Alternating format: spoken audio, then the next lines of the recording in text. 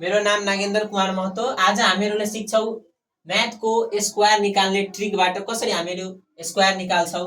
जस्तै 1 को स्क्वायर भनेको 1 × 1 बराबर 1, 2 को स्क्वायर 2 × 2 बराबर 4, 3 को 9, 4 को 4 4 जा 16, 5 को 25, 6 को 6 जा 36, 7 को 7 7 जा भने 49, 8 को 8 8 जा 64, 9 को 9 9 जा 81, 10 को 10 10 जा 100।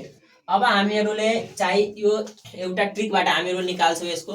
जस्तै अब यसको त सानो थियो भने हामीहरूले बुझियो।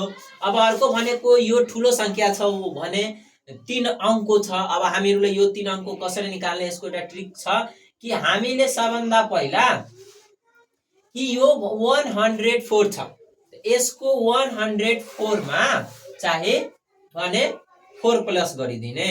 त 104 मा 4 प्लस गर्दा कति हुन्छ भने 108। 4 को स्क्वायर यसमा गरिदिने भने 4 4 जा 16। त्यस्तै कारणले 105 + 5 110 प्लस 5 5 जा 25। त्यसपछि 106 + 6 112 प्लस 6 6 जा 36।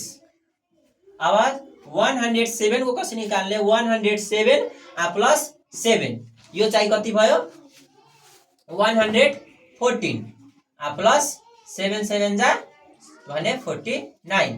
त्यसपछि 108 को कसरी निकाल्ने भने हामीहरूले यस्तै इक्जाम्पल जस्तै हामीहरूले बनाउने हो।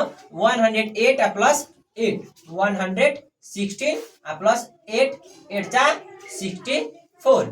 त्यसपछि 109 प्लस 9 118 प्लस 9 × 9 भने 9 9 जा 81। त्यसपछि हामीहरूले अब 110 को तपाईहरु कमेन्ट गर्नु होला यहाँ कति हुन्छ। धन्यवाद।